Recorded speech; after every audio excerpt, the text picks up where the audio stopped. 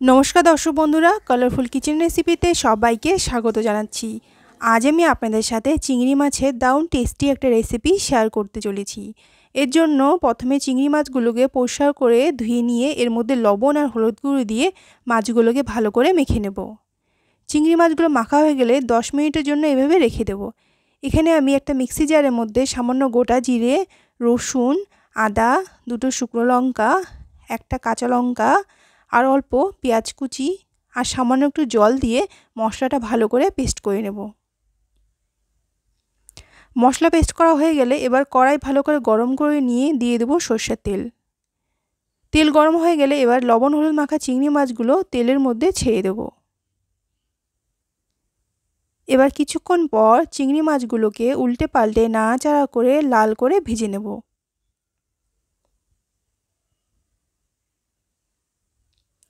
চিংড়ি মাছগুলো লাল করে ভাজা হয়ে গেলেই এবার তেল থেকে মাছগুলোকে তুলে নেব। বাকি চিংড়ি মাছগুলোকেও আমি একইভাবে তেলের মধ্যে ছেড়ে দিয়ে এগুলোকেও লাল করে ভেজে নেব।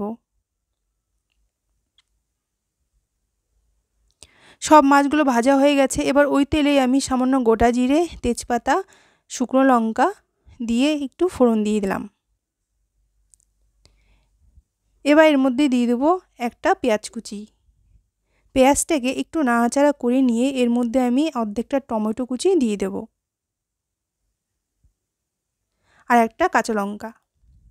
এবার টমেটোটাকে একটু নাড়াচাড়া করে নিয়ে এর মধ্যে আমি দিয়ে দেব পেস্ট করা মশলা আর সাথে মিক্সিতে থাকা মশলা জল দিয়ে একটু ধুয়ে দিয়ে দিলাম। এবার লঙ্কা পেঁয়াজের সঙ্গে মশলাটা ভালো করে নাড়াচাড়া করে মিশিয়ে নিয়ে এর মধ্যে দিয়ে দেবো সামান্য হলুদ গুঁড়ো আর পরিমাণ মতো লবণ। এবার লবণ হলুদ দিয়ে মশলাটাকে ভালো করে নাড়াচাড়া করে নিয়ে এর মধ্যে দিয়ে দেবো সামান্য গরম মশলার গুঁড়ো। গরম মশলার গুঁড়ো দিয়ে মশলাটাকে এবার ভেজে নেব। মশলা ভাজা হয়ে গেলেই এর মধ্যে সামান্য জল দিয়ে মশলাটাকে একটু কষিয়ে নেব।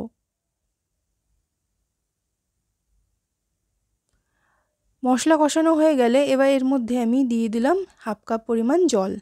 এবার জল দিয়ে মশলাটা একটু নাড়াচাড়া করে নিয়ে এটাকে কিছুক্ষণ ফুটিয়ে নেব।